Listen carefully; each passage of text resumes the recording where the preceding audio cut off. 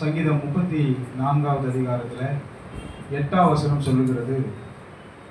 வாசிங்க பார்க்கலாம். சங்கீதம் 34ஆம் அதிகாரம் 8ஆம் வசனத்தை வாசி. ரொம்ப லாங் கர்த்தர் நல்லவர் என்பதை ருசித்து பாருங்கள், அவர் மேல் நம்பிக்கையா இருக்கிற மனுஷன் பாக்கியவான். அது தொடர்ந்து வாசிக்க வந்தீங்கன்னா 10ஆம் வசனம் வரைக்கும் வாசிங்களேன். சிங்க குட்டிகள் தாட்சி அடைந்து பட்டினியாய் கிடக்கும், கர்த்தரை தேடுகிறவர்களுக்கோ ஒரு நன்மையும் குறைவுபடாது. நாமளாம் கர்த்தரை தேடுறோமா இல்லையா? தேடுறோமா இல்லையா? தேடுறோம் தானே. அப்பயே நன்மைகள் குறைவுபட்டிருக்கு. அந்த கேள்வி மனசுக்குள்ள வருதா இல்லையா? ஒரு நன்மையும் குறைவுபடாமல் இருக்குதா? சொல்ல முடியுமா எனக்கு குறைவே இல்லைன்ட்டு? ஏன் குறைவு இருக்குது? இப்போ கடவுள் இப்படி சொல்லியிருக்காரு. கடவுள் பக்கம் தப்பா நம்ம பக்கம் தப்பா? சொல்லுங்க, நீங்களே சொல்லுங்க. யார் பக்கம் தப்பு? வசனம் சொல்லுது கர்த்தரை தேடுகிறவர்களுக்கோ. ஃபர்ஸ்ட் வசனம் வாசிச்சோம், கர்த்தர் நல்லவர்னு வாசிச்சோம். முதல்ல அவர் நல்லவர். நல்லவரா கெட்டவரா? நல்லவர். அவர் மேல் நம்பிக்கை இருக்கிற மனுஷன் பாக்கியவான்னு சொல்லிட்டாரு. அதே நேரத்தில் அவரை தேடுகிற பிள்ளைகளுக்கு ஒரு நன்மையும் குறைவுபடாதுன்னு சொல்றாரு. அப்ப கர்த்தரை தேடுகிற பிள்ளைகள் எதையெல்லாம் தேடணும்? நம்ம நிறைய முறை படிச்சிருக்கோம். முதல் விஷயம், டெய்லி நம்ம ஜெபிக்கணும். நம்ம குடும்பத்தில் நம்ம ஜெபம் பண்ணணும். நம்ம அந்த மியூசிக் இன்ஸ்ட்ருமெண்ட்லாம் வாங்கி வாரமாக வச்சிருக்கோம் அந்த டைம்ல. சரியா? அப்போ முதல் விஷயம் ஜெபம் பண்ணணும். டெய்லி ஜெபிக்கிறீங்களா? வீட்டில் காலையும் மாலையும் ஜெபிக்கிறவங்க எத்தனை பேர் கைகளை உயர்த்த முடியுமா? நான் 2 வேளையும் ஜெபிக்கிறேன். கடவுளை பாடுறவங்க, ஜெபத்தில் பாட்டு பாடுறவங்க எத்தனை பேர்? பாடல் பாடி துதிக்கிறேன். துதிக்கிறீங்களா கடவுளை? கடவுள் சொன்ன நன்மைகளை நன்றி சொல்லி ஜெபிக்கிறீங்களா? செஞ்ச நன்மைகளை இதெல்லாம் செய்யற வழக்கம் இருக்கா? சரி, ஜெபிக்கணும். பைபிள் வார்த்தையை வாசிக்கிறீங்களா? யார் மூலமாச்சும் வாசிக்க சொல்லி கேட்குறீங்களா? டெய்லி எத்தனை பேர் கேட்குறீங்க? பைபிள் வாசிக்கிறீங்க, இல்லை வாசிக்க சொல்லி கேட்குறவங்க? எனக்கு வாசிக்க தெரியாது, ஆனால் யார் மூலமாச்சும் வாசிக்க சொல்லி கேட்குறேன். இப்போ இது இல்லைன்னா ஒரு ஆசீர்வாதம் ஒரு பக்கம் என்ன செய்யும்? ஒரு பானை இருக்குன்னு வச்சுக்கோங்களேன், அடியில் ஓட்டை ஒரு 10 ஓட்டை 4 பக்கம், ஒரு ஓட்டைனாலே தண்ணி நிற்காது. ஃபர்ஸ்ட் ஓட்டை என்ன? பைபிள் வாசிக்கிறதுல கர்த்தருடைய வார்த்தை டெய்லி கேட்கறது இல்லை, ஒரு ஓட்டை போட்டாச்சு பானையில். அடுத்தது இப்போ ஜெபிக்கிறீங்க, வேதத்தை வாசிக்கிறீங்க. 3வது, கடவுளுடைய வார்த்தையில சொல்லப்படுகிற விஷயங்களை கேட்டு அதுக்கு கீழ்ப்படுகிறோமா? வீட்டில் பைபிள் படிக்கலாம், என்ன சொல்றாருன்னு தெரியாது. அப்போ எங்க கிடைக்கும்? அப்போ பைபிள் படிக்கிற ஆலோசனை எங்க கிடைக்கும்? சர்ச்சில் கிடைக்கும்ல. இப்போ சர்ச்சுக்கு வாரம் தவறாம வரோமா? வாரம் தவறாம அப்போ இன்னொரு வாட்டி போட்டுருங்க, சர்ச்சுக்கு வாரம் தவறாம வர்றது கிடையாது. சட்டி ஞாபகம் வச்சுங்க, மண் சட்டி. முதல் ஓட்டை பைபிள் வாசிக்கல, 2வது ஓட்டை வாசிக்கிறத சொல்லிக் கொடுக்குற இடம் பைபிள் சர்ச்சு, அங்கேயே வர்றது இல்லை. அப்போ அதுவும் ரெகுலர் கிடையாது. 3வது ஓட்டை வார்த்தைகள் கீழ்ப்படிக்கும் போது சாப்பிட்டு சொல்றாரு, சில விஷயங்களை முக்கியப்படுத்தி சொல்றாரு. ஆண்டவருடைய பிள்ளைகள் செழிப்புக்கு ஒரு சில ஆலோசனைகள் சொல்லும்போது, வாரத்தில் ஒரு நாள் சபை கூடி வருவதை என்ன செய்யாதீங்க, விட்டுறாதீங்க அப்படின்னு சொல்றாரு. 2வது, உங்களுக்கு வரக்கூடிய வருமானத்துல 10ல் 1 பங்கு யாருக்கு கொடுத்துடணுமா? எனக்கு கொடுங்க, கொடுத்து பாருங்கன்றாரு. நிறைய நேரத்தில் நிறைய பேர் நினைச்சுக்கிறாங்கன்னா, இந்த ஊழியக்காரங்க வந்து அவங்க சோத்துக்கு வழி இல்லாம பிச்சை எடுக்கிற கதையா இந்த மாதிரிலாம் செய்யறாங்கன்னு நினைச்சுக்கிறாங்க. எலியா வந்து ஒரு விதவை வீட்டுக்கு அனுப்பப்பட்டார். விதவைக்கு அங்கே சோறு இல்லை. அந்த சோத்துல அவங்க வச்சிருக்கிற அப்பத்துல முதல்ல ஒரு சின்ன அப்பத்தை பண்ணி எனக்கு எடுத்துருவான்னு சொன்னாரு. இது எலியாவுடைய ஆசீர்வாதமா இல்ல விதவைக்கு ஆசீர்வாதமா? விதவைக்கு ஆசீர்வதிக்கிறதுக்காக விதவைக்கு நிறைய நாள் ஜெபம் பண்ணுகிறாங்க அந்த அம்மா. அந்த அம்மாவுக்கு ஒரு ஆசீர்வாதம் கொடுக்கறதுக்காக அனுப்புறாரு ஆண்டவர், ஆசீர்வதிக்கிற ஒருத்தரை. அவர் மூலமா தான் அந்த அம்மாவுக்கு ஆசீர்வாதம். ஆனா ஒரு சின்ன டெஸ்ட் வைக்கிறாரு. அப்போ அந்த அம்மா டெஸ்ட்ல பாஸ் ஆனாங்களா ஃபெயில் ஆனாங்களா? பாஸ் ஆயிட்டாங்க. அந்த பஞ்சகாலம் முடிகிற வரைக்கும் அவங்களுக்கு குறைவே இல்லை. இப்போ நமக்கு ஏன் குறைவு இருக்குதுன்னா, நாம இதுல ஃபெயில் ஆயிடும். இந்த டெஸ்ட்ல நீ முதல்ல கொண்டு வந்து கொடுத்து பாரு. உன்னுடைய வருமானத்துல நான் சொன்னபடி நீ செஞ்சு பாரு. உன் வாழ்நாள்ல நான் சொன்னபடி வாரத்துல ஒரு நாள் ஆலயத்துல வந்து உட்கார்ந்து பாரு. இந்த 2 விஷயத்தை நீங்க செஞ்சீங்கன்னா உங்க வாழ்க்கை ஆசீர்வாதமா இருக்கும்ன்றார். வாசிக்கலாமா? வசனத்தை வாசிங்களேன். ஏசாயா 58ஆம் அதிகாரம் 13, 14 ஒருத்தர் வாசிங்க. ஏசாயா 58ஆம் அதிகாரம் 13, 14. சத்தமா ஒருத்தர் வாசிப்பீங்களா? வாசிங்க பார்க்கலாம்.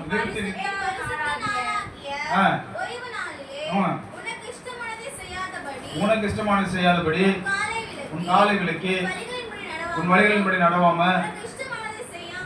என்ன பண்ண ஓய்வு நாள்ல இதெல்லாம் செய்யணும். என்னெல்லாம் செய்யக்கூடாது? உன் வழிகளின்படி நடவாமல். ஆமா, அன்னைக்கு போய் மார்க்கெட்டுக்கு போக கூடாது, அன்னைக்கு போய் துணி எடுக்க போகக்கூடாது, அன்னைக்கு போய் காலேஜுக்கு எக்ஸாம் எழுதுறன்னு போகக்கூடாது. உனக்கு என்னெல்லாம் பிரியுமோ அதெல்லாம் அன்னைக்கு என்ன செய்யாத, செய்யாதபடி உன் காலை கொஞ்சம் விலக்கி சொந்த பேச்சு கூட பேசாதன்றாங்க. நாளைக்கு செய்ய போறது கூட டிஸ்கஸ் பண்ணக்கூடாது. அது அடுத்த நாள் பேசிக்கலாம். ரைட்டு. என்னவா பண்ணும்? என்ன நாள்? அந்த நாள் மன மகிழ்ச்சி நாள் என்றும் கர்த்தருடைய பரிசுத்த நாளை மகிமையுள்ள நாள் என்று சொல்லி மகிமையாக எண்ணுவாயானால் அப்பொழுது நல்லா பார்த்துக்கணுமா, கடவுளை நீங்க உண்மையா தேடுறவங்களா இருந்தா, மன மகிழ்ச்சி இல்லை நீங்க கவலைப்பட்டீங்கன்னா, மகிழ்ச்சியின் ஊற்று இங்கே தான் இருக்குது. எங்க இருக்குது? வாரம் தவறாம ஆலயத்துக்கு வந்துட்டு போறது மட்டும் முக்கியம் கிடையாது. வீட்லயே அந்த எந்த வேலையும் நடக்கக்கூடாது. அன்னைக்கு அடுப்பு கூட பற்ற வைக்கக்கூடாது. அன்னைக்கு என்ன செய்யக்கூடாது? எந்த பேச்சு பேசக்கூடாது. சொந்த பேச்சு, ஊர் கதை, உலக கதை பேசக்கூடாது. வியாபாரம், வருமானத்தை அன்னைக்கு பார்க்கக்கூடாது. இருந்து பாரு, உன்னை என்ன செய்வான்னு சொல்றாரு? உனக்கு மன மகிழ்ச்சியை கொடுப்பார். ரெண்டாவது என்ன கொடுக்குறாரு? பூமி உயர்ந்த இடங்களில் உன்னை ஏறி இருக்கும்படி பண்ணி உன் தகப்பனாகிய முதல்ல உனக்கு மகிழ்ச்சி, ரெண்டாவது உனக்கு உயர்ந்த இடம், மூணாவது யாக்கோபினுடைய சுதந்திரம். யாக்கோபு வெறுங்கையனா போனா. இந்த சத்தியத்துக்குள்ள வந்தீங்கன்னா சில காலம் வெறுங்கையா ஆகக்கூடிய சூழ்நிலை வரும். ஆனா நிறைந்து 2 பரிவாரங்களோட திரும்பி வந்தான். கொஞ்சம் காலம் கடந்த பிற்பாடு உங்க வாழ்க்கை உயரத்துல நிற்கும், உச்சியில நிற்கும். கர்த்தர் உங்களை உயர்த்தி வைப்பார். எத்தனை பேர் விசுவாசிக்கிறீங்க? இன்னைக்கு சம்பளம் போயிடும், படிப்பு போயிடும், அது போயிடும், இது போயிடும் சொல்லி கர்த்தரை மறுதளிச்சு போறவங்க கடைசியில வாழ்க்கையே போயிடுது. வாழ்க்கை ஒன்றும் இல்லாமல் போயிடுதுங்க. கடவுளுக்காக இன்னும் பாருங்க. எங்கள் குடும்பத்தில் நான் ஆண்டவரை ஏற்றுக்கொண்ட பொழுது எங்களுடைய தாயார் இந்து மார்க்கத்தில் இருந்தாங்க, எங்கள் தகப்பனார் இந்து மார்க்கத்தில் இருந்தார். சகோதரிகளுக்கெல்லாம் அவ்வளோ விசுவாசம் இல்லை அந்த நாட்களில். நான் தான் உள்ளே வந்திருக்கிறேன். அப்போது எங்கள் குடும்பத்தை நானும் எங்கள் அம்மாவை தான் நடத்துகிறோம். ரொம்ப கஷ்டம், வருமானம்லாம் ரொம்ப குறைவு தான் அந்த காலத்தில். அப்படி இருந்த சூழ்நிலையில் எங்களுக்கு கம்பெனி லே ஆஃப் விட்டாங்க. எப்படி விடுவாங்கன்னா, மண்டே அப்போ வந்து வீக்லி ஆஃப் இருக்கும், சண்டேவும் கம்பெனி வந்து லே ஆஃப் விட்டுட்டு மண்டேவும் வீக்லி ஆஃப் விடுவாங்க. சில நேரத்தில் எக்ஸ்ட்ரா ஒரு நாள் கூட லே ஆஃப் விடுவாங்க. இதில் நான் சனிக்கிழமை எடுத்தேன்னா 3 நாள் எனக்கு சம்பளம் போயிடும். வாரத்தில் மாத சம்பளம் மொத்தமாக கையில் 800 ரூபா 900 ரூபாலாம் வாங்கின்னு வரும். ரொம்ப கஷ்டம். அதை வாங்கி வந்து எங்கள் அம்மா கிட்ட கொடுக்கும்போது அதை எங்கள் அம்மா வாங்கி அந்த குடும்பத்தை நடத்துவாங்க. அந்த காசில் போய் நான் தசம்பாகம் வைக்கணும்னு சொல்லுவேன். இந்த மார்க்கத்தில் இருந்து கூட எங்கள் அம்மா மறுதளிக்க மாட்டாங்க. கடவுளுக்கா செஞ்சிருப்பா, எப்படிதான் குடும்பத்தை நடத்தணும்னே தெரியாது. அன்னையிலேருந்து கஷ்டப்பட்டு தான் வந்தோம். ஆனால் இன்னைக்கு ஆண்டவர் எங்களை அப்படியே விற்கல. கொஞ்சம் கொஞ்சமாக படிப்படியாக உயர்த்திக்கிட்டே தான் வந்தார். வேலையை விட்டு எடுத்துருவோன்னு என்னை எத்தனையோ முறை மிரட்டினாங்க. எவ்வளவோ எழுத்துப்பூர்வமாக மெமோ அடிச்சு கொடுத்துக்கிறாங்க. எனக்கு எவ்வளோ வார்னிங்ஸ்லாம் கொடுத்துருக்குறாங்க. கடவுள் சமூகத்தில் நின்னதுனால நல்ல மனைவியோ, நல்ல மகளை, நல்ல குடும்பத்தை, நல்ல சகோதர சகோதரிகளை, உறவுகளெல்லாம் கொடுத்து பலப்படுத்தி இருக்கிறார். உங்களெல்லாம் இன்னைக்கு கொடுத்துருக்கிறார் எனக்கு. அல்லேலூயா. நின்னும் பாருங்க. கடவுள் சொல்றாரு, அவர் வார்த்தை இப்படி சொல்லுது, நம்ம நின்று தான் பார்க்கலாமே. என்னதான் செய்யறாரா செய்யலையா பார்த்துருவேன். அந்த ஒரு விசுவாசத்துல வந்து பாருங்க. அவரை சோதிச்சு பாருங்கன்னு சொல்லி தசம்பாகத்தை பற்றி சொல்லும் போது சொல்றாரு பாருங்க. மல்கியா 3ஆம் அதிகாரம் 10வது வசனத்தை வாசிங்களேன். மல்கியா 3ஆம் அதிகாரம் 10வது வசனம் வாசிங்கம்மா. என் ஆலயத்தில் ஆதாரம் உண்டாயிருக்கும்படிக்கு உன் தசம பாகங்களை எல்லாம் பண்டசாலையில கொண்டு வாருங்கள். அப்பொழுது நான் வானத்தின் பலகணிகளை திறந்து இடம் கொள்ளாமல் போக மட்டும் உங்கள் மேல் ஆசீர்வாதத்தை வருஷிக்க மாட்டேனோ என்று அதனால என்னை சோதித்து பாருங்கள். யார் சொல்றது? சேனைகளின் கர்த்தர் சொல்லுகிறார்.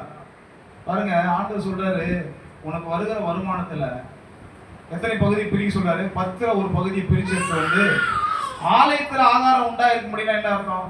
ஆலயத்துல வரவங்களுக்குலாம் சோறு போடுறதுன்னு அர்த்தமா? என்ன அர்த்தம்? சோறு போடுறது தான். என்ன சோறு? 2 விதமான சோறு இருக்குது. வயிற்றுக்கு போடுற சோறு ஒன்று இருக்கு, மனசுக்கு போடுற சோறு ஒன்று இருக்கு. இந்த மனசுக்கு போடுற சோறு யார் போடுவாங்க? இங்க இருக்கிற ஊழியக்காரர் தான் போடணும். அப்ப அந்த ஊழியக்காரர் இங்க இருந்து போடுறதுக்கு ஊழியக்காரருக்கு சாப்பிடணும்ல. நீங்க கொடுக்குற அந்த காணிக்கைகளும் தசம பாகங்களும் இங்க இருக்கிற ஊழியக்காரரை சாப்பிட்டுட்டு உங்களுக்கு வேண்டிய ஆகாரத்தை கொடுக்கறதுக்கு தான் அதை கொடுக்க சொல்லி கர்த்தர் சொல்லி இருக்கிறார். அப்படி செஞ்சீங்கன்னா இது ஊழியக்காரருக்கு ஆசீர்வாதம் இல்லை. ஏன்னா ஊழியக்காரர் எப்படி வேணாலும் ஆசீர்வதிக்கார் வல்லவராக இருக்கிறார்.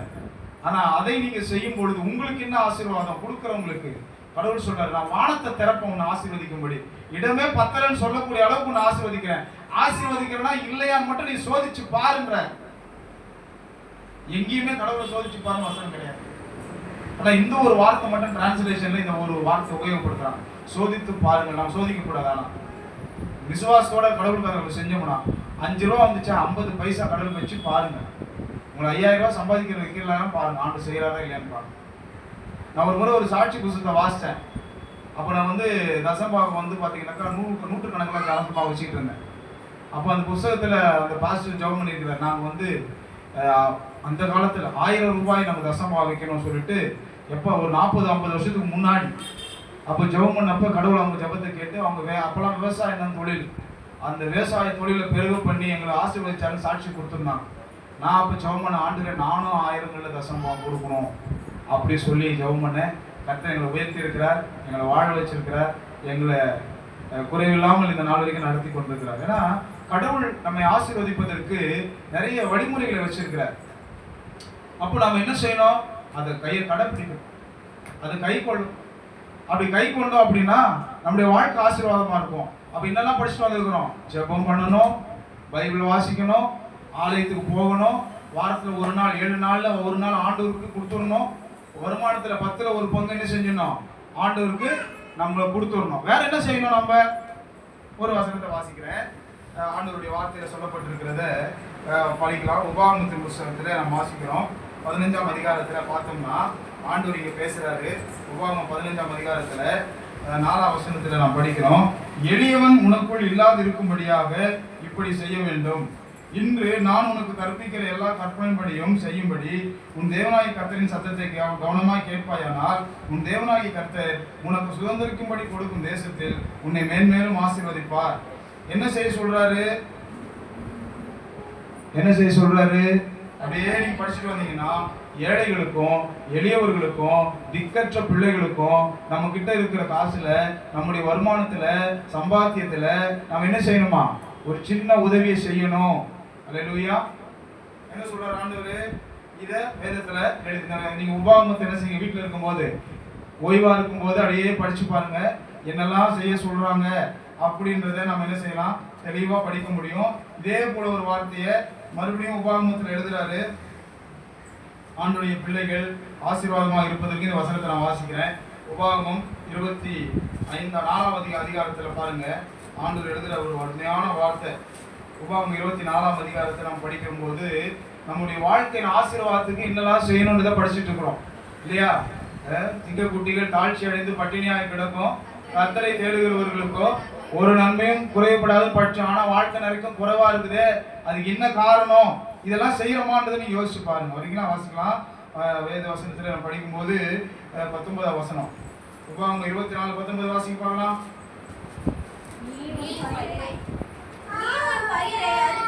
நீ உன் பயிரை அறுக்கையில் உன் வயலிலே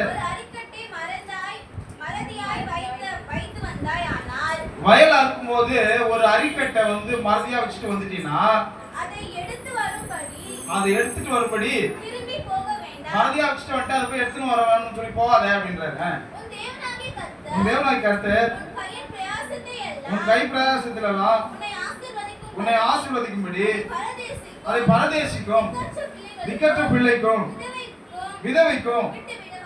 பாருங்க, வயல் என்பது ஒரு வருமானம் சம்பாதிக்கிற இடம், தொழில் செய்யற இடம். அந்த தொழில் செய்யற இடத்துல அந்த அரிக்கட்டெல்லாம் வந்து கட்டி நெல் கட்டி அது பயிரடிச்சு போரடிச்சு என்ன செய்வாங்க, வித்தாதான் காசு. இப்போ அதெல்லாம் ஒரு கட்டை நீ என்ன செய்ய மறந்து விட்டுட்டு வந்துடுன்றாரு. என்னோட அர்த்தம் பேக்ரவுண்ட் பாத்தீங்கன்னா மறதியாய் விட்டு வந்தாயானாலும் என்ன அர்த்தம், நீ மறதியா விட்டுட்டு வான்னு அர்த்தம். யாருக்காக விட சொல்றாரு, பரதேசிக்கும் திக்கற்ற பிள்ளைக்கும் விதவைக்கும் அதை விட்டு விடுவாயாக. எதுக்காக, உன்னை ஆசீர்வதிக்கும்படியாக. ரைட்டிங்களா? அடுத்த வசனம் வாசிங்களேன், 20ஆம் வசனம். நீ உன் ஒரே மரத்தை உதிர்த்து விட்ட பின்பு கொம்பிலே தப்பி இருக்கிறதை பறிக்கும்படி திரும்பி போக வேண்டாம். அதை பரதேசிக்கும் திக்கற்ற பிள்ளைக்கும் ஒலிவ மரத்துல இருந்து என்ன எடுத்தாங்க அன்னைக்கு? ஒலிவ காய்கள் அந்த கொட்டைகள் வச்சு என்ன எடுத்தாங்க? ஒலிவ எண்ணெய்கள் எடுத்தாங்க. என்ன இந்த ஒலிவ எண்ணெய்கள் விலை மதிக்க முடியாத பொக்கிஷமாக அங்க இஸ்ரவேல் தேசத்துல இருந்துச்சு. நிறைய காசு பார்த்தாங்க அதுல. அப்போ அதை வந்து விவசாயம் பண்ணி பயிர் செஞ்சு ஒலிவ காய்களையும் ஒலிவ அந்த கொட்டைகளை வந்து சேகரிச்சு எண்ணெய் எடுப்பாங்க. அப்போ கொஞ்சம் நீ வந்து உதிர்த்துற, எல்லாத்தையும் உதிர்த்து எடுத்துறாத, உன்னால முடியும் எனக்கு தெரியும், நீ எல்லாத்தையும் உதிர்த்து எடுத்துருவ, ஆனா கொஞ்சத்தை விட்டுன்றாரு. யாருக்கு? விதவைக்கும் பரதேசிக்கும் திக்கற்ற பிள்ளைக்கு என்ன செய்ய? விட்டுடு அப்படின்றாரு. வசந்த வாசிங்க 21 வாசிங்க. திராட்சை பழங்களை அறுத்த பின்பு மறுபடியும் அதை அறுக்க திரும்பி போக வேண்டாம். திராட்சை பழம் அவங்க வந்து பாத்தீங்கன்னா ஒண்ணு வயல்ல அறுவடை செஞ்சாங்க, ரெண்டாவது ஒலிவ தோப்புகளை நட்டி ஒலிவ மரங்கள்ல அறுவடை செஞ்சாங்க, மூணாவது முக்கியமான விஷயம் என்னதுங்க? திராட்சை தோட்டங்களை நட்டு பயிர் செஞ்சாங்க. அப்போ அந்த திராட்சை பழங்களை அறுக்கும் போது கூட எல்லாத்தையும் வேற அறுத்துறாதப்பா, கொஞ்சத்தை என்ன செய்ய? விட்டுட்டு வா. அது யாருக்கான்? பரதேசிக்கும் திக்கற்ற பிள்ளைக்கும் விதவைக்கும் விட்டுவிட. எதுக்காக இதெல்லாம் செய்ய சொன்னாரு?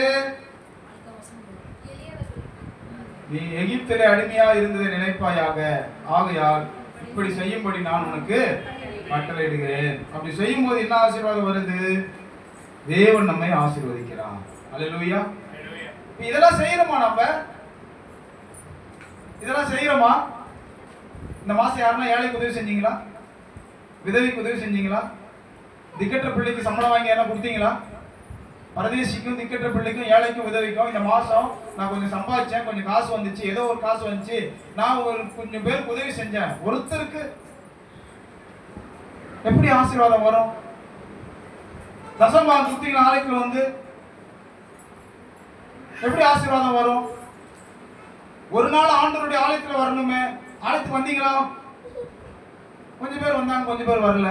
ஆசீர்வாதம் எப்படி வரும்? டெய்லி பைபிள் படிக்கணுமே, நான் பைபிள் சத்தமே கேட்கல என் வீட்டுல, எப்படி ஆசீர்வாதம் வரும்? பாட்டு பாடி துதிச்சிங்களா? கடவுளுக்கு ஸ்தோத்திரத்தை செலுத்துனீங்களா? பாடலையே, ஆசீர்வாதம் எப்படி வரும்? சரி, முழங்கால் பண்ணிட்டு ஜெபம் பண்ணீங்களா? அதையும் ஒழுங்கா பண்ணலையே, அப்ப ஆசீர்வாதம் எப்படி வரும்? இப்ப வாசிங்க 34:10, சங்கீதம் 34:10.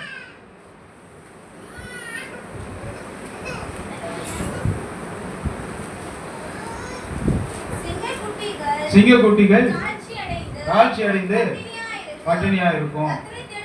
கர்த்தரை தேடுகிறவர்களுக்கும் யாருக்கு நன்மை குறைவுபடாது? கர்த்தரை தேடுகிறவங்களுக்கு தான் நன்மை குறைவுபடாது. கர்த்தரை தேடுறவங்க யாரு? ஜெபிக்கிறவங்க, துதிக்கிறவங்க, ஸ்தோத்திரம் பண்றவங்க, ஏழைக்கும் எளியவர்களுக்கும் திக்கற்ற பிள்ளைகளுக்கு உதவி செய்யறவங்க, வாரம் தவறாம ஆலயத்துக்கு போறவங்க, வர வருமானத்துல கடவுளுக்குரிய பங்கு கொடுத்து கடவுளுடைய ராஜ்யம் கட்டப்படுவதற்கு அதுக்கு துணை நிற்கிறவங்க. எதுவுமே செய்யல, நம்ம எதுவுமே செய்யாம ஆண்டவர் என்ன கை விட்டாருன்னா எப்படி? அது தப்பு யார் மேல இருக்குதுங்க? இப்ப சொல்லுங்க, எனக்கு தப்பு யார் மேல இருக்குது? அவர் சொல்றாரு, நீ வந்து எனக்கு உண்மையா நடந்தியனா, உன்னை ஒருத்தன் தொட வந்தானா, அவன் தொடறதுக்கு முன்னாடி அவன் என் கண்ணை தொடுறான், என் கண்ணை அவள் லேச அவன் தொட முடியுமா? உன்னை தொடுகிறவன் என் கண்மணியை தொடுகிறான்னு சொன்னார, விட்டுருவாரா? நம்ம ஆண்டவருக்கு உண்மையா வாழ்ந்து பழகி பாருங்க. அந்த வாழ்க்கையும் ஆசீர்வாதமும் கொடுக்கிற நன்மையை இந்த உலகத்தால யாருமே கொடுக்க முடியாது. அதனாலதான் 8ஆம் வசனத்தை முதல்ல வாசிக்க சொன்னேன். கர்த்தர் நல்லவர் என்பதை ருசித்து பாருங்கள், அவர் மேல நம்பிக்கையா இருக்கிற மனுஷன் பாக்கியவான். அப்போ அவர் மேல நம்பிக்கை வைக்கணும், அவரை நம்பணும். நம்புறவங்களாலதான் ஜெபிக்க முடியும், நம்புறவங்க தான் நன்றி சொல்ல முடியும், நம்புறவங்க தான் ஸ்தோத்திரம் சொல்ல முடியும், நம்புறவங்க தான் துதிச்சு பாட முடியும், நம்புறவங்க தான் பைபிளை வாசிக்க முடியும், நம்புறவங்க தான் ஆலயத்துக்கு வர முடியும், நம்புறவங்க தான் தசமபாகம் கொடுக்க முடியும், நம்புறவங்க தான் கடவுளுடைய ஊழியத்துல பங்கு பெற முடியும், நம்புறவங்க தான் கடவுளுக்கு கீழ்ப்படிய முடியும், நம்புறவங்க தான் கடவுளை தேடுறவங்க, நம்புறவங்களுக்கு தான் ஆசீர்வாதம். கர்த்தரை நம்புகிறவர்களோ ஒருபோதும் வெட்கப்பட்டு போவதில்லை. அப்ப நம்பிக்கை இருந்ததுன்னா இதெல்லாம் நம்முடைய வாழ்க்கையோட சேரணும். பக்தினா என்ன? எத்தனை பேருக்கு பக்தி இருக்கு? நீங்க கை தூக்கி சொல்லுங்க. பக்தி எனக்கு இருக்குது, பக்தி இருக்குது சொல்றவங்களா? பிரைஸ் காட், ஹல்லேலூயா. ஒரு வசனத்தை வாசிக்கலாம். பக்தினா என்னன்னு பைபிள் சொல்லுது. வாசிக்கலாமா? வாசிங்களே. எடுத்து வாசிங்க. வசனம் வாசிப்பீங்களா நீங்களே? சரி வாசிங்க. யாக்கோபு 1ஆம் அதிகாரம் 27ஆம் வசனம். பக்தினா என்ன?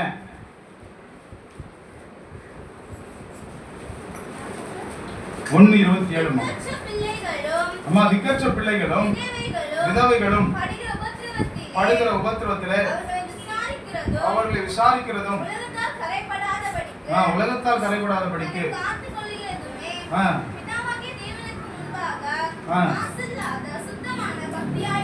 எல்லாரும் சேர்ந்து வாசிங்க இந்த வசனத்தை.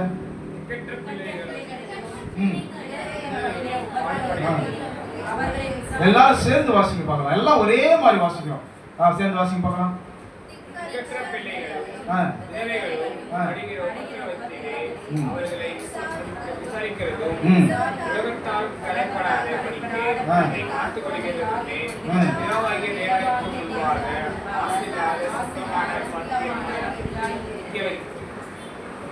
என்ன பக்தினா என்னது? அப்ப பக்தினா என்னதுங்க? நிறைய பேருக்கு தெரியறது இல்ல. திக்கற்றவங்க, ஏழைங்க, விதவைங்களை என்ன செய்யணுமா? விசாரிக்கணும், தாங்கணும். நீ செய்யறதே இல்ல, எப்படி ஆசீர்வாதமா இருப்ப? பக்தி உள்ளவனே கர்த்தர் தனக்கு தெரிந்து கொள்ளுங்கன்னு சொல்றாரு. அப்ப பக்தி உள்ளவன் என்ன செய்ய வேண்டியிருக்கீங்க? திக்கற்ற பிள்ளைகள் விதவையும் அதை மட்டும் பாக்குறாங்க கொஞ்சம் பேரு. இன்னொரு வார்த்தை அங்க வருது. என்ன வார்த்தை? உலகத்தால் கரைபடாதபடி எப்படி காக்க முடியும் நம்மள? சத்திய வசனத்தை நாம் படிச்சோம் இல்லையா? சங்கீதம் 119:9 என்ன சொல்லுது? வாலிபன் தன் வழியை எதினால் சுத்தம் பண்ணுவான்? தேவனே உம்முடைய வார்த்தையின்படி தன்னை காத்துக் கொள்ளுகிறதுனால தானே. நான் உமக்கு விரோதமாய் 11ஆம் வசனம் சொல்லுது, நான் உமக்கு விரோதமாய் பாவம் செய்யாதபடிக்கு உமது வாக்கை என் இருதயத்தில் வைத்து வைத்த. என்ன வாக்கு? என்ன வசனம்? பைபிள் முழுசுமா? பைபிள் எவ்வளவு வசனம் இருக்கு தெரியுமா? 31,173 வசனம் இருக்கு. 31,000 வசனத்தை யார் மனசுல வச்சிருப்பீங்க? யாரை கை தூக்கி சொல்லுங்க பார்க்கலாம். 31,000 வசனத்தை யார் மனசுல வச்சுக்க முடியும்? யாரால முடியாதுங்க. நார்மல் ஹியூமன் பீயிங்கால முடியாது. அதனால கர்த்தர் தம் கரத்தால எழுதி கொடுத்தார் 10 கட்டளை. இது தேவனுடைய வார்த்தை. இதை நீ மனசுல வச்சுக்கப்பா. இந்த 10 கட்டளையை மட்டும் நீ கைக்கொள்ளு. இது இருக்கிறது போல நீ யாருக்கும் துரோகம் பண்ணாம, அநியாயம் பண்ணாம, அக்கிரமம் பண்ணாம, எல்லாரையும் நேசிச்சு எல்லாருக்கும் நீ அன்பு காட்டி ஆண்டவருடைய வார்த்தை இப்படி சொல்லி இருக்குன்னு சொல்லி நடந்து பார். போதும், கடவுள் அங்கே இருப்பார். உலகத்தால் கரைபடாதபடி நம்மை காக்கிறது கர்த்தருடைய 10 கட்டளை. அந்த கட்டளையை கை கொண்டு திக்கற்ற பிள்ளைக்கு, ஏழைக்கு உதவி செஞ்சுட்டு இந்த உலகத்துல ஒரு வாழ்க்கை வாழ்ந்துட்டு சொன்னா அது பக்தி உள்ள வாழ்க்கை. அந்த பக்தி கடவுளால் அங்கீகரிக்கப்படும். ஆனா நீ யாரும் கற்பனை கை கொள்றது இல்லை. ஏன் தெரியுமா? ஜெபிக்கிறது இல்லை. ஏன் பைபிளை வாசிக்கிறது இல்லை. தேவ சமூகத்துல காத்து இருக்கிறது இல்லை. பரிசுத்த ஆவியின் அபிஷேகத்தை பெறுவதற்காக முழங்கால் நின்று ஊக்கத்தோட ஜெபிக்கிறது இல்லை. மனமோட போக்குல வாழ்க்கை வாழ்றோம். ஆனா ஆசீர்வாதம் என்னத்தை செஞ்சுட்டாரு அந்த கடவுள்? நான் கடவுள் கடவுள் கடவுள் போட என்னையா நினைச்சு உனக்கு? நீ கடவுள் கடவுள் வார்த்தையில சொல்றீங்க தவிர வாழ்க்கையில இல்ல. கடவுள் கடவுள் செய்ய சொன்னது யாரும் கை கொண்டு நடக்கிறது. இன்னொரு வசனம் சொல்லுது பாருங்க. 27 வாசிங்க, 26 வாசிங்க. உங்களில் ஒருவன் தன் நாவை அடக்காமல் தன் இருதயத்தை வஞ்சித்து தன்னை தேவ பக்தி உள்ளவன் என்று எண்ணினால் அவனுடைய தேவ பக்தி வீணா இருக்கும். நீங்க யோசிங்க, நம்ம வார்த்தை, நம்முடைய நாக்கு எப்படி இருக்குன்னு யோசிப்போம். நான் பக்தி உள்ள நம்ம நினைச்சுக்கிறோம், பக்தியா நினைச்சிட்டு வாழ்ந்துட்டு இருக்கிறோம். ஆனா ஆண்டவருக்கு இன்னொரு அடிஷனல் பாயிண்ட் போடுறாரு. உன் நாவை அடக்காம, உன் வார்த்தைகள்ல கட்டுப்பாடு இல்ல, வரம்பு மீறி பேசுற, வரம்பு மீறி வார்த்தைகளை கொட்டுற, எனக்கு இது பாடம். அப்படிப்பட்ட வார்த்தையை நீ பயிற்சிட்டு பண்ணிட்டு செஞ்சுட்டு நீ தேவபக்தி உள்ளவன் நீ நினைச்சுக்கிட்டேன்னா உன் தேவபக்தி என்னவா இருக்குமா? டேஷ் இருக்கும். என்னவா இருக்கும் சொல்லுங்க பாக்கலாம். நம்ம வார்த்தைகள் ஆமா வீணாயிரும். அது கணவனை பேசுற மனைவியா இருந்தாலும் சரி, மனைவி பேசுற கணவனா இருந்தாலும் சரி, பிள்ளைகளை பேசுற பெத்தவங்களா இருந்தாலும் சரி, பெத்தவங்களை பேசுற பிள்ளைகளா இருந்தாலும் சரி, உன் தேவ பக்தி வீணு, வேஸ்ட். உன் நாக்க நீ அடக்கலனா, உன் வாயை நீ அடக்கலனா, உன் வாய் சுத்தமா இருக்கணும். ஒரு பாஸ்டர் சொன்னாரு, வாய் சுத்தமா இருந்து நாக்கு சுத்தமா இருந்து இருதயம் சுத்தமா இருக்குமா? ஏன்னா இருதயம் சுத்தமா இருக்கிறதுக்கு அடையாளம் வாய் நாக்கு தான்றாரு. வாயிலே நாக்கிலே சுத்தம் வரலன்னா உள்ளத்துல ஏதோ இருக்குதுன்னு அர்த்தம். இருதயம் குணப்படலை, சீர்படலைன்னா என்ன காரணம்? 10 கற்பனை கர்த்தர் எழுதி கொடுத்த இயேசுவின் வார்த்தை உள்ள இல்லைன்னு அர்த்தம். யாருடைய உள்ளத்துல 10 கட்டளை இல்லையோ அவன் விபச்சாரம் பண்ணுவான், அவன் திருடுவான், அவன் பொய் சொல்லுவான், அவன் கொலை செய்வான், அவன் ஓய்வு நாளை மீறுவான், அவன் கடவுளை தூஷணம் பண்ணுவான், அவன் கடவுள் வார்த்தையை மீறி நடப்பான், எல்லா கிரமத்தையும் செய்வான். ஆனா தன்னை தெய்வ பக்தி உள்ளவன் சொல்லிப்பான். ஏன்னா உள்ள கடவுள் இருக்க மாட்டார். கடவுள் உள்ள இருந்தாருன்னா வார்த்தை கெட்ட வார்த்தை வராது. கடவுள் உள்ள இருந்தாருன்னா கேடான பேச்சு பேசாது. கடவுள் உள்ள இருந்தாருன்னா யாரையும் கெடுக்க நினைக்காது. கடவுள் உள்ள இருந்தா பழிவாங்க நினைக்காது. கடவுள் உள்ள இருந்தா எந்த தீமையும் செய்யாது. ஏன்னா கடவுளுடைய ஆவி அந்த அன்பு உள்ளத்துல இருக்கும்போது, அந்த அன்பு ஊட்டப்பட்டிருக்கும் பொழுது, அந்த அன்பினால அவன் பேச்சு அன்பா தான் இருக்கும், அவன் செயல் அன்பா தான் இருக்கும், அவன் வார்த்தைகளான அன்பா தான் இருக்கும். அப்போ கடின வார்த்தைகள் ஒருத்தன் பேசுறானா உள்ளத்துல கோளாறு இருக்குது, அங்க சரிப்படல, இருதயம் ஸ்திரப்படல, அது தெய்வ அன்பு நிறைந்த இருதயம் அல்ல, அந்த இருதயத்துல ஏதோ ஒரு பிரச்சனை இருக்கு. அது கர்த்தருடைய வார்த்தைக்கு கீழ்ப்படியாத இருதயம். ஆனா அது தன்னை தெய்வ பக்தியுடைய இருதயம் சொல்லும், நான் தெய்வ பக்தி உள்ளவன் சொல்லும். பைபிள் இப்படிதான் சொல்லுது. நீ உன் வார்த்தை அடுக்காம, உன் நாவ அடுக்காம, நீ உன்னை தெய்வ பக்தி நீ அணைச்சன்னு சொன்னா, நீ உன் தெய்வ பக்தி வீணா இருக்கும் சொன்ன. பக்தினா என்ன? மெய்யான மாசுலா சுத்தமான பக்தி. இருதயத்துல உலகத்தால் கரைபடாதபடி தன்னை காத்துக் கொள்கிறான். எவன் கர்த்தருடைய வார்த்தையின்படி காத்துக் கொள்றவன் நான் இருதயத்தையும் காத்துக் கொள்ளுவான். அவன் பேச்சு சுத்தமா இருக்கும், அவன் நடத்த சுத்தமா இருக்கும், அவன் எண்ணங்கள் சுத்தமா இருக்கும், அவன் வாழ்க்கை சுத்தமா இருக்கும், அவன் எல்லாருக்கும் நல்லதுதான் செய்வான். அப்படி செய்யறவன் தான் அவன் ஆண்டு சொன்னாரு, உங்கள் கனிகளினாலே உங்களை அறிவார்கள். உங்கள் கனிகள் எப்படி இருக்கிறது? நல்ல கனியா கெட்ட கனியா? நல்ல மரத்துல நல்ல கனி தான் கிடைக்கும், கெட்ட மரத்துல கெட்ட கனி தான் கிடைக்கும். ஒரு நாள் கெட்ட கனி நல்ல மரத்துல வராது, ஒரு நாள் நல்ல கனி கெட்ட மரத்துல வராதுன்னு சொன்னார். நம்ம நல்லவங்களை கெட்டவங்களா நீங்களே யோசிச்சு பாருங்க. நம்ம கர்த்தரை தேடுறோமா தெரியல நீங்களே யோசிச்சு பாருங்க. எவ்வளவு நேரம் ஜெபிக்கிறீங்க யோசிச்சு பாருங்க. எவ்வளவு நேரம் பைபிள் வாசிக்கிறீங்க யோசிச்சு பாருங்க. எவ்வளவு நேரம் கர்த்தரை துதிச்சு பாடுறீங்க யோசிச்சு பாருங்க. எவ்வளவு நேரம் ஆண்டவருடைய பிள்ளைகளை தேடி சென்று சத்தியத்தை அறிவிப்பதற்கு முயற்சி எடுக்கிறீங்கன்றதை யோசிச்சு பாருங்க. தேவனுடைய ராஜ்யம் கட்டப்படுவதற்கு உங்களுடைய உழைப்பிலிருந்து கர்த்தருக்குரிய பங்கு எவ்வளவு தூரம் உண்மையா செலுத்திக்கிட்டு இருக்கிறீங்கன்னு யோசிச்சு பாருங்க. கடவுளுடைய வார்த்தைகள் பரிசுத்தமானது. அது உள்ளத்துல வச்சு நம்முடைய நாவும், நம்முடைய இருதயமும், நம்முடைய பேச்சும், நம்முடைய சிந்தையும் பரிசுத்தமா இருக்கணும்னு சொல்லி காத்துக்கணும்னு சொல்லி கடவுள்கிட்ட போராடி எவ்வளவு நேரம் ஜெபிக்கிறீங்கன்றதை யோசிச்சு பாருங்க. உங்களுக்கு கொடுத்தவருக்கு நன்மையான ஈவுகள் இருந்து ஏழைகளுக்கும் எளியவர்களுக்கும் திக்கற்ற பிள்ளைகளுக்கும் விதவைகளுக்கும் எவ்வளவு தூரம் உங்க கையை திறந்து கொடுக்குறீங்கன்னு யோசிச்சு பாருங்க. இதெல்லாம் செய்யாம நான் பக்தி உள்ளவன், இதெல்லாம் செய்யாம நான் ரொம்ப பக்தியானவன் சொல்லிட்டீங்கன்னா ஆண்டு சொன்னாரு அது வீணுப்பா, அது வேஸ்ட். வாழ்க்கை ஆசீர்வாதத்தை நம்ம எப்படி பண்ண பார்க்க முடியும் தெரியுமா? நம்ம வேஸ்டா இருக்கிறோம். பட் பைபிள் சொல்லுது taste and see that the Lord is the good.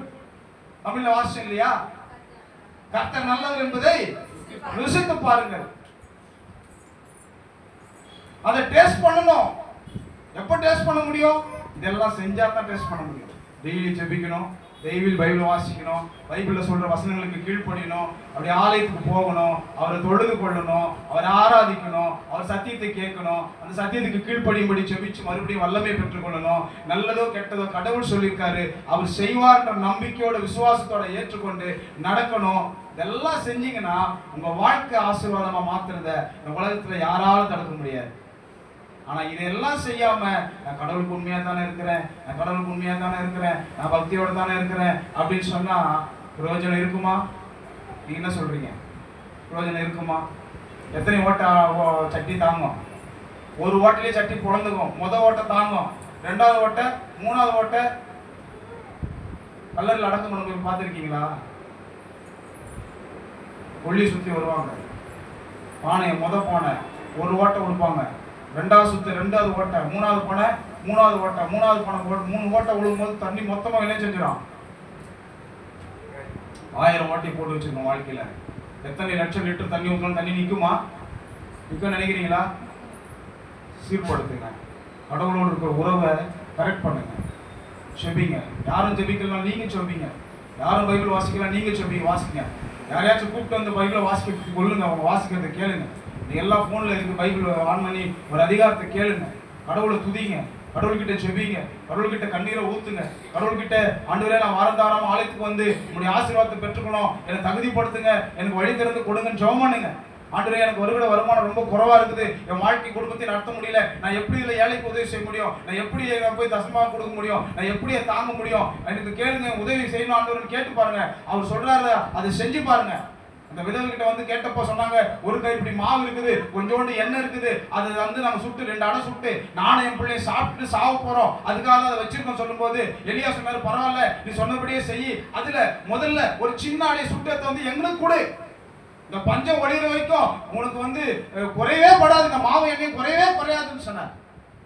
அந்த அம்மா கேள்வி கேட்டிருக்கலாம், கேள்வி கேட்டுச்சா? கேட்கல, போச்சு. எனக்கு முதல்ல போய் அப்பத்தை சுட்டுச்சு, கள்ளத்துல போட்டுச்சு, எடுத்தாந்து அவர்கிட்ட கொடுத்துச்சு, சாப்பிட்டாரு அவரு. ஆண்டவர் அவர் அனுப்புனாரு, ஆண்டவர் சொல்ல சொன்னதை சொன்னாரு. அவர்கிட்டயும் ஒண்ணும் கிடையாது, ஆண்டவர் தான் செய்யறவரு. அது சாப்பிட்டு முடிச்ச பிற்பாடு பைபிள் சொல்லுது, அவனும் அவளும் அவள் வீட்டாரும் அவன் மகனும் உறவுக்காரர்கள் எல்லாரும் பஞ்ச காலம் முடியும் வரைக்கும், தேசத்துல அறுப்பு விதைக்கப்பட்டு அறுக்கிற காலம் வரைக்கும் அந்த சாப்பாடு மாவும் எண்ணெயும் குறையவே இல்லை, சாப்பிட்டுக்கிட்டே இருந்தாங்க. கர்த்தருக்கு உண்மையா நீ வாழ்ந்துப்பாரு. எந்த மனுஷனையும் பார்த்து வாழாது, எந்த மனுஷனுக்கும் பிரியப்படுத்த நினைக்காது. தெய்வத்தை நோக்கிப்பார், தெய்வத்தின் கிருபையை நோக்கிப்பார், தெய்வத்தின் சத்தியத்தை நோக்கிப்பார், தெய்வனுடைய இரக்கத்தை நோக்கிப்பார். உன் வாழ்க்கையை கர்த்தர் செய்யற அதிர்ஷ்டம் பெருசா இருக்கும். நீ ஏன் மனுஷன் விழுந்து போறாங்க?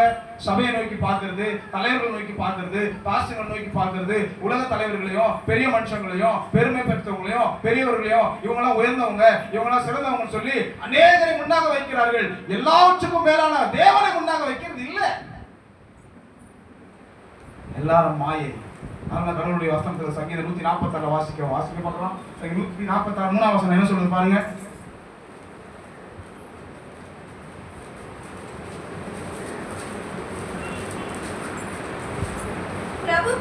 பிரபுக்களையும் ரட்சிக்க திராணி இல்லாதவர்களையும் மனுபுத்திரனையும் நம்பாதேங்கள். வாசிங்க. அப்புறம் அவனுடைய ஆவி பிரியும், அவன் மண்ணுக்கு திரும்புவான். அந்நாளிலே மனுஷனை நம்பாதீங்க. எந்த மனுஷன மாயை மயில் சொல்லுது, எந்த மனுஷனும் நம்பிக்கைக்கு பாத்திரமான இருப்பானு தெரியாது. தெய்வத்தை நம்பி வாழ்ந்து பாருங்க. மனுஷனை நம்பி வாழ்ற வாழ்க்கை, தெய்வத்தை நம்பி வாழ்ற வாழ்க்கை, இந்த ரெண்டு வாழ்க்கையை நீங்க மனசுல வச்சு பாருங்க. தெய்வத்தை முன்னிறுத்தி நாம் வாழும்போது தெய்வம் நமக்கு செய்த அதிசயம் பெருசா. வாசி நாம் நிறைவு செய்வோம். ஏசாயா புஸ்தகம் 26ஆம் அதிகாரம் 3-4 வசனங்களை வாசிக்கலாம். ஏசாயா 26 3-4 வசனங்களை வாசிக்கலாம்.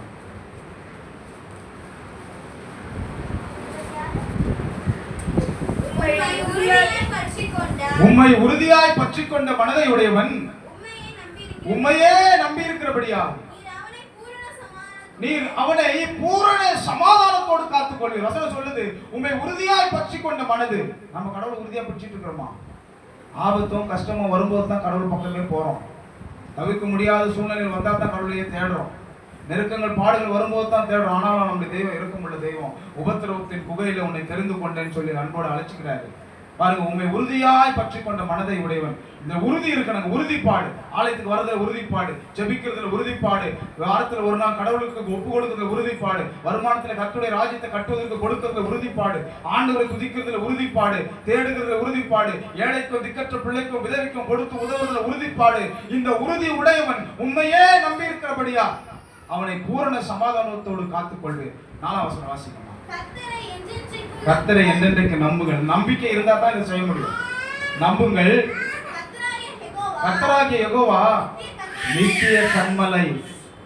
அவரு ஏன் பிரபுக்களை நம்பாத, ஏன் நாசியில் சுவாசம் உள்ள மனுஷனை நம்பாதன்னா, அவன் இருப்பான் அதிகபட்சம் 100 வயசு, அப்புறம் இல்லாம போயிடுவான். ஆனா கர்த்தராகி தேவன் கண்மலை எப்படி காலத்துக்கும் நின்று இருக்கிறதோ அதுபோல மலைகளை போல கண்மலையை போல என்றைக்கும் மாறாத, என்றைக்கும் நம்மை விட்டு விலகாத, நம்மை கைவிடாத கர்த்தராய் நம் கூடவே இருப்பார். அல்லேலூயா.